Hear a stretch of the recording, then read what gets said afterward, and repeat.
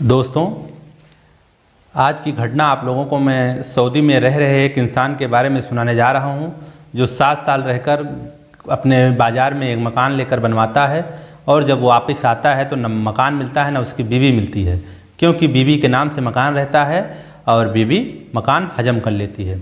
तो आइए दोस्तों, कहानी हम शुरू करते हैं। दोस्तों, ये घटना बस्ती ज़िला जो यूपी में पड़ता है, गांव है रामपुर। वहाँ के रहने वाले एक व्यक्ति थे जो कि उनके 2 लड़के 1 लड़कियाँ थीं।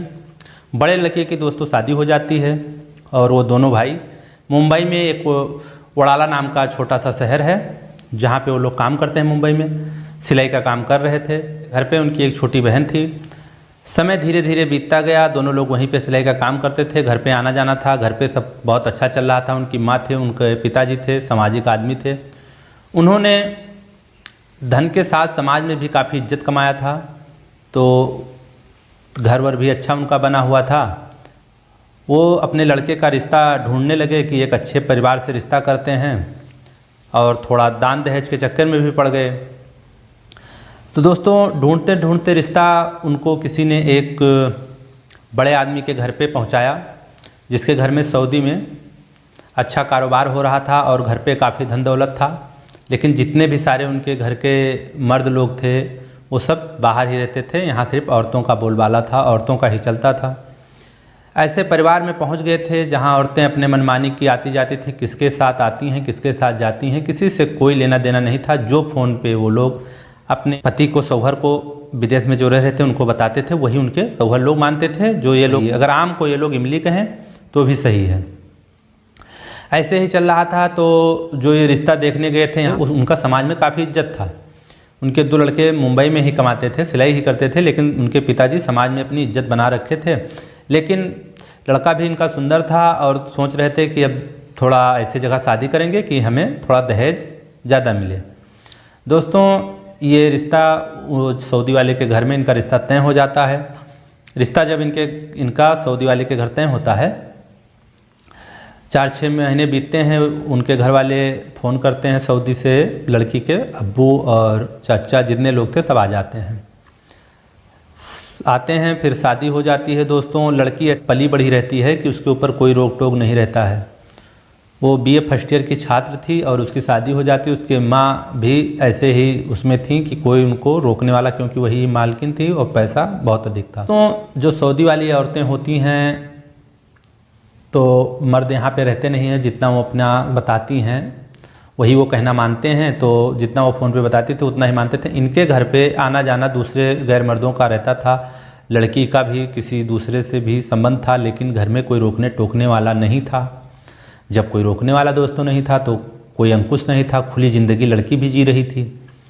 जब लड़की की शादी तय हो जाती है उस लड़के से, लड़का सिलाई का ही काम करता रहता है, तो लड़की की शादी भी 2-4 महीने बीतते हैं। अब्बू आ जाते हैं लड़की के और शादी कर देते हैं। शादी हो जाती है, बहुत दान दहेज मिलता है। लड़के के पिता बहुत खुश रहते हैं। लड़की जब ससुराल जाती है तो ऐसे मर्दों के बीच में उसका रहना, मर्दों का शासन, घर में सास बातें सुनना उसको अच्छा नहीं लगा। उसके ऊपर दबिश लगा कि मैं एक जेल में पहुंच गई हूं। खुले आज़ाद पिंजरे में रहने वाली लड़की अगर किसी घर में चली जाए और जहां पे मर्दों का शासन होगा, उसको लगेगा कि मैं बहुत पीड़े में आ गई हूं। दोस्तों, उसके पास मोबाइल भी नहीं था। थोड़ा घर पे आई, अपने बताए, उसकी माँ ने उसको मोबाइल दे दिया। जब मोबाइल दे दिया तो जो इसका पढ़ाई जब करती थी एक प्रेमी था, उससे इसका कुछ बातचीत हल्का फुल्का होने लगा। मम्मी ने उस लड़की को राय दिया कि ना हो, इनको भी बाहर भेज दो तो यहाँ आराम हो जाए। दोस्तों, 6 महीना बीतता है। लड़की अपने हस्बैंड से कहती है, उनका नाम सलीम था, सलीम से कहती है कि ऐसा करिए, आप बाहर चले जाइए विदेश कमाने, और देखिए खर्चा नहीं चल पा रहा है, घर में पैसे की तंगी रहती है। 10-20 हज़ार मुंबई में कमाते हो, इससे कोई भला थोड़ी होता है। लड़की इनको लगातार दबाव बनाती रही। उधर अपने अब्बू से बोल देती है कि अब्बू इनके लिए कोई वीज़ा देखिए। जो उसके लड़की के पिता रहते हैं उनसे बोलती है कि सलीम के लिए कोई वीज़ा देखिए। उनके अब्बू अपने लड़की का बात तुरंत मानते थे, क्योंकि वही उनकी बड़ी लड़की थी। उसके अलावा किसी का वो कहना मानते नहीं थे। जो भी लड़की कह दे कि ये आम नहीं इमली है, तो वो पिता मान लेते थे कि हाँ, ये आम नहीं इमली है। इसी लाड प्यार में वो लड़की बहुत बिगड़ी हुई थी। लड़की के पिता थे वो वीज़ा हेलने लगे और एक वीज़ा की तलाश करके वीज़ा बताया कि वीज़ा मिल गया है, और इधर सलीम से ये लड़की पासपोर्ट भरवा देती है। पासपोर्ट का फार्म भर जाता है, लखनऊ जाते हैं, डेट मिलता है, वहाँ जाके सारे कागज़ पत्तर लगा देते हैं।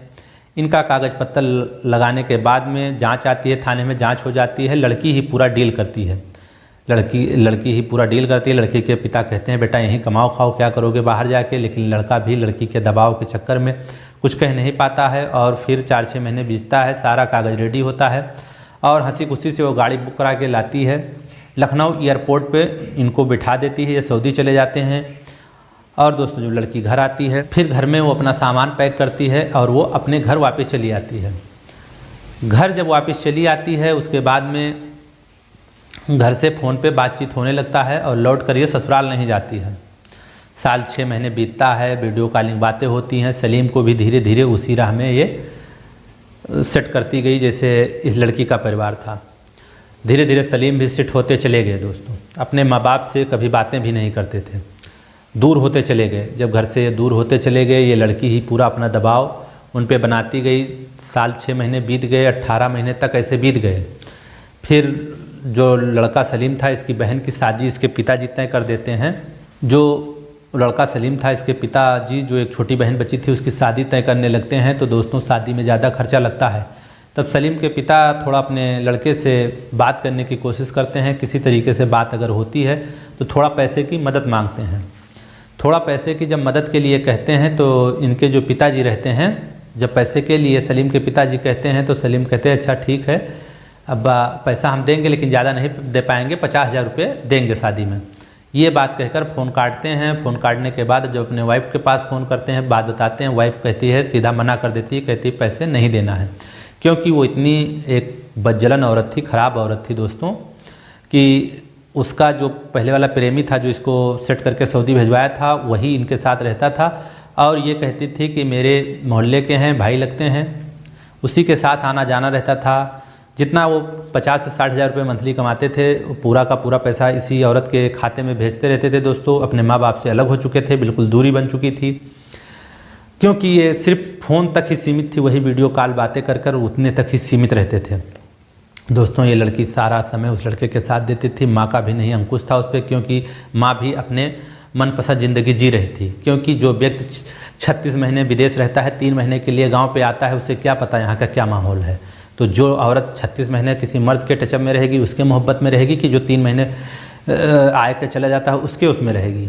इसी तरीके से उन दोनों का प्रेम कहानी माँ और बेटी का चलता रहता है। तो बेटी पे भी अंकुश नहीं लगा पाती उसकी माँ, और माँ भी एक दूसरे आदमी के चक्कर में रहती है। उसका भी प्रेम प्रसंग एक आदमी से रहता है। प्रेमिका अपने प्रेमी के लिए एक सोने की चैन बनवा के दे देती है। वो सोने का चैन पहनता है, अच्छे टाट बाट से रहता है। उसको 10-15 हज़ार मंथली खर्चा भी ये लड़की उसको देती रहती है। कोई उसके प्रेमी के जीवन में दिक्कतें नहीं आती हैं। दोनों आपस में रहते हैं, चाहे जहाँ आए जाएँ, कोई फ़र्क नहीं है। समाज क्या कह रहा है इससे कोई मतलब नहीं है, क्योंकि जब पैसा रहता है तो लोगों को समाज के कहने से कोई मतलब नहीं रह जाता है। यही हाल उनके साथ था। वो अपने पति से बात करती थी, पति भी अपने माँ बाप से भी कभी नहीं बात करता था, सिर्फ अपनी पत्नी की ही बातें सुनता था दोस्तों। सारे पैसे उसी के खाते में ये डालते गए और इनके पास कुछ नहीं रह गया। जब ये 3 साल बाद आने के लिए घर बोले, समझे कि बीवी मेरी पैसा रखे होगी, और बीवी सारा पैसा बटोर कर उसको चैन बनवाया, खर्चा किया और उसको एक अच्छी सी दुकान भी खुलवा दी। उसकी एक मोबाइल शॉप की बहुत अच्छी दुकान खुली, जिसमें लमसम लागत लगा 5 से 6 लाख रुपए लगवा के अच्छी VIP दुकान खुलवा देती है। वो दुकान पे बैठता है और दोनों रहने लगते हैं। दोनों आते जाते रहते हैं। इसके बाद में जब वो आने के लिए 3 साल बाद बोलते हैं कि अब हमारी छुट्टी होने वाली है, हम घर आना चाहते हैं, तो लड़की बोलती है उनसे कि हम तुम्हारे घर पे जाके नहीं रहेंगे, तुम बाज़ार में एक घर बनवा लो ज़मीन लेकर, मैं वहीं पे रहूँगी, वहाँ नहीं जाऊँगी, थोड़ा समय और रुक जाओ। उनका मन नहीं रहता है दोस्तों वहाँ रुकने के लिए, लेकिन वो ज़बरदस्ती वहाँ फिर रुक जाते हैं। जब वो रुक जाते हैं और पैसा कमा के देने लगते हैं, यहाँ पे जोड़ बटोर के किसी तरीके से वो ज़मीन अपने नाम एक लिखवा लेती है लड़की। ज़मीन अपने नाम करवा के फिर ये पैसा देते हैं, ज़मीन बनना चालू हो जाता है। ज़मीन बनते बनते इनको 4 साल और सऊदीया में बीत जाता है, 7 साल हो जाते हैं। घर बन के जब दोस्तों इनका रेडी होता है, तब तक लड़की अच्छे से इनसे बातचीत करती रहती है। ये शादी के 1 साल बाद से लेकर और 7 साल तक, 1 साल तक उसके साथ रहे, उसके बाद 7 साल तक सऊदी में थे। 7 साल बाद जब उनको फिर बोले कि हाँ आप सब घर वर रेडी हो गया, अब मैं आना चाहता हूँ, ये बोलती है अभी मत आओ, थोड़ा बैंक बैलेंस कर लो, क्योंकि आ जाओगे खर्चा कैसे चलेगा। ये बोलते हैं नहीं अब आके घूम के तब जाएंगे, तो तुम इन्हें आके घर पे रह लें। लड़की के दिमाग में कुछ बातें चलने लगती है, वो कई बार समझाती है, सोचते हैं आ जाएंगे तो यहाँ इनको पता चल जाएगा, क्योंकि ये दोनों तब तक शादी कर लेते हैं, निकाह पढ़ा लेते हैं। निकाह पढ़ाने के बाद में दोनों मियाँ बीबी के तरीके से उसी घर में रहते हैं। जब ये आने के लिए टिकट निकाल ली और टिकट निकालने के बाद अपनी बीबी के पास फ़ोन किया तो बताया कि मैं फला तारीख का टिकट ले लिया हूँ। दोस्तों जब वो बात ये सुनती है कि फला तारीख का इन्होंने टिकट निकलवा लिया है, उसके अंदर बहुत गुस्सा लगता है। लौट कर फिर इनका फ़ोन नहीं उठाती है।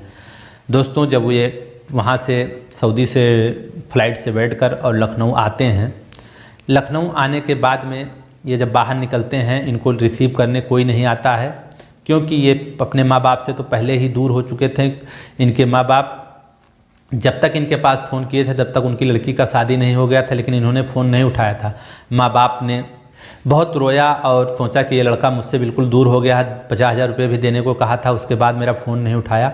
और ये माँ बाप से इतना दूर हो गए थे कि माँ बाप को पता ही नहीं था कि मेरा लड़का ज़िंदा है या नहीं है, आएगा कि नहीं आएगा, क्योंकि जब माँ बाप का इन्होंने फ़ोन बहन के शादी तक नहीं उठाया था तो माँ बाप ने लौटकर दोबारा इनके मोबाइल पर संपर्क नहीं करना चाहा। वो लड़की की शादी हो गई थी, पिताजी ने अपना खेत गिरवी रख के किसी तरीके से शादी निपटा लिया था, लेकिन इन्होंने अपने बहन के शादी में 1 रुपये का मदद तो छोड़ो, फ़ोन पे हाल चाल भी नहीं पूछा। सलीम अपनी बीबी के प्यार में इतना गिर चुके थे दोस्तों कि अपने माँ बाप को भूल गए, जिन्होंने उनको जन्म दिया था, पाल पोस के बड़ा किया था, समाज में इज्जत दी थी। लेकिन एक जो वाइफ के चक्कर में, पत्नी के चक्कर में सारा रिश्तों को भूल गए थे। भाई बड़ा था, भाभी थी, किसी से कोई संपर्क नहीं। बहन की शादी हो गई, बहनवाई को भी नहीं पता था कि एक छोटा भाई है जो सऊदी में रहता है। हाँ ये बताती थी कि रहते हैं, लेकिन घर से उनका कोई संपर्क नहीं है, उनका संपर्क उनके ससुराल से है। दोस्तों जब एयरपोर्ट के बाहर निकलते हैं और देखते हैं ये नज़ारा कि उनकी बीवी नहीं आई है, तब इनको माँ बाप की याद आती है। फिर भी इन्हें भरोसा रहता है कि नहीं, किसी वजह से नहीं आई होगी। घंटे 2 घंटे इंतज़ार देखने के बाद में इन्होंने एक टैक्सी बुक कराया और टैक्सी बुक करा के फिर बस्ती ज़िला के लिए वहाँ से रवाना होते हैं। बस्ती ज़िला के लिए जब वहाँ से रवाना होते हैं, उस मार्केट में जहाँ पे ज़मीन लिए थे, इनको ये बात पता थी कि किसके बगल में ये ज़मीन ली गई है। तो जिसके बगल में दोस्तों वो ज़मीन ली गई थी, ये एड्रेस इनको पता था। ये गाड़ी से जब 7 साल बाद ही निकले तो 7 साल बाद आए, सब बदला बदला सा लग रहा था।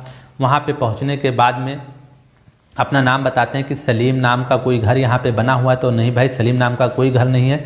हाँ एक घर नया मकान बना है, फला आदमी का है, उसके पति का, जो उससे प्रेमिका ने जिससे शादी कर ली थी उसका नाम बताया। तब इनका दिमाग थोड़ा और चकरा जाता है। इसके बाद में ये ढूंढते ढूंढते फिर अपने घर के तरफ जब पहुँचते हैं, घर देखते हैं, जो फ़ोटो में घर देखा करते थे वही घर था। ये बेल बजाते हैं तो अंदर से वो बंदा निकलता है जिसको मुबोला भाई बताया करती थी। अब उससे निकाह पढ़ा ली है अंदर, और वो अंदर रहती है। ये अंदर लाता है, इनका बैग रखता है, एक कमरे में बिठाता है दोस्तों। कमरे में बिठाने के बाद चाय पानी पिलाता है। ये भौचक्का रहते हैं। चाय पानी पीने के बाद में वो औरत आती है जो इनसे जिसकी पहले शादी हुई थी, वो औरत आती है, सलाम करती है। सलाम करने के बाद में बहुत एहतराम से समझाती है कि आप 7 साल तक नहीं आए थे तो मैंने इनसे शादी कर लिया था, इनसे मेरी निकाह हो गई है, तो आप ये अपना बैग लीजिए, अपने घर अपने माँ बाप के साथ जा सकते हैं। इनका काटो तो खून नहीं, इनका सर नीचे झुक जाता है, आँख निकलने लगता है, अपने माँ बाप की याद आती है। दोस्तों रोने लगते हैं, रोते हैं तो वो लड़का समझा के इनको फिर निकाल देता है। कहता है भाई तू शादी कर लेना, दूसरी बीवी, हम लोग 7 साल से साथ रह रहे हो, शादी से पहले रह रहे थे, काफ़ी सालों से हम दोनों रहते हैं। ये सब बातें सुनने के बाद में ये वहाँ से फिर निकलते हैं और इनको एक वहाँ से रिक्शा करवा देता है, बैटरी वाला रिक्शा, और बैटरी वाले रिक्शे पर इनका सामान रखवा देता है। इतना वफादारी इसकी पहले वाली पत्नी जो अब दूसरी की हो चुकी थी और जो पति था उसका, लड़की का प्रेमी, दोनों इतना वफादारी करते हैं कि जो बैग और सामान लाए थे उसको नहीं चेक किया और दोनों को उठा के उस पर रख दिया, ई रिक्शा पे। ई रिक्शा पे रखने के बाद में इनको घर के तरफ भेज दिया। ये जब अपने घर जाते हैं, अपने माँ बाप को देखते हैं, माँ बाप इनको देखते हैं। इनको 7 साल बाद इनका बाप देखा तो वो रोने लगा। इनकी माँ भी इनको देखी 7 साल बाद तो रोने लगी। ये रोने लगी, वो रोने लगे। भाभी थी इनकी बड़ी, वो रोने लगी, क्योंकि वो लोग, ये घर के सदस्य ये घर के एक सदस्य भले ही अपने बीबी के प्यार में नहीं अपने घर वाले से बात कर पाए, लेकिन एक माँ और बाप अपने लड़के को नहीं भूल सकता है। ना कोई पैसे का गुस्सा, पिताजी ने इनको घर पे बिठाया और उसके बाद में खाना वाना खिलाया, तब तक ये कोई बात नहीं। फिर इन्होंने अपने पिताजी से सारी कहानी बताई कि अब्बा जान ऐसे ऐसे हुआ है।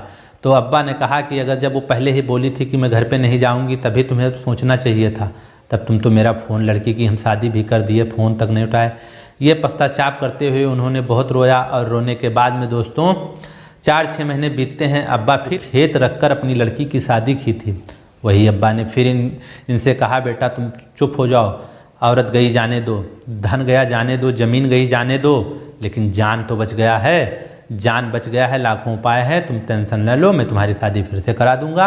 और दोस्तों सलीम की शादी उनके अब्बा ने 15 दिन के अंदर एक इज्जतदार घराने से शादी कराया, बिना दहेज के करा दिया, और उसी के घर कराया जिसका पति यहीं पे था। बातचीत होकर सलीम की शादी होती है। सलीम हंसी खुशी से 6 महीने घर पे थे। उसी वीज़ा पे सलीम वापस फिर रिटर्न चले जाते हैं, और रिटर्न जाने के बाद सलीम उससे ज़्यादा पैसा कमाते हैं दोस्तों, और कमाने के बाद में वही मार्केट में 3 मंजिला का बिल्डिंग बना करके खड़ा कर देते हैं। और उस औरत के साथ जो पति रहता था, जो प्रेमी रहता था, उसने दूसरे के साथ में शादी कर लिया। दोस्तों 3 साल के अंदर ही उसने दूसरे से शादी कर लिया। ये समझे बेवा हो गई, वहाँ पे कोई नहीं रह गया। इनके कमाने वाला समझिए घर से भी चली आई थी, इनका कोई नहीं रह गया। ये एक बीमारी से पीड़ित हो गई औरत, जो औरत पहले सलीम की थी, दूसरे से शादी कर ली, ये एक बीमारी से पीड़ित हो जाती है और काफ़ी बीमार रहती है दोस्तों। और धीरे धीरे बीमारी के कारण इसकी लास्ट में इंतकाल हो जाता है। बीमारी दोस्तों इसके अंदर, इसका लीवर ख़राब हुआ था। लीवर ख़राब होने के साथ साथ बताते हैं कि कैंसर भी हो गया था।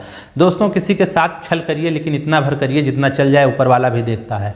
सलीम के साथ 7 साल तक ने इसने धोखा किया। धोखा करने के बाद में दूसरे से शादी कर ली, तो धन भी लिया, प्यार भी दोस्तों दूसरे के साथ शेयर कर दिया। तो ये इतना तक किसी के साथ नहीं करना चाहिए। अगर ये सही रहती तो शायद ज़िंदगी इनकी सही सलामत रहती। लेकिन क्या कहते हैं दोस्तों, एक कहावत है कि ऊपर वाली की लाठी में आवाज़ नहीं होती है। देर है लेकिन अंधेर नहीं है दोस्तों। मतलब ये होता है कि ऊपर वाला फैसला करता है, भले ही थोड़ा समय लगे, लेकिन करता ज़रूर है। वही सलीम आज भी सही सलामत अपने 2 बच्चों के साथ ज़िंदगी उसी बाज़ार में उससे अच्छा बिता रहा है।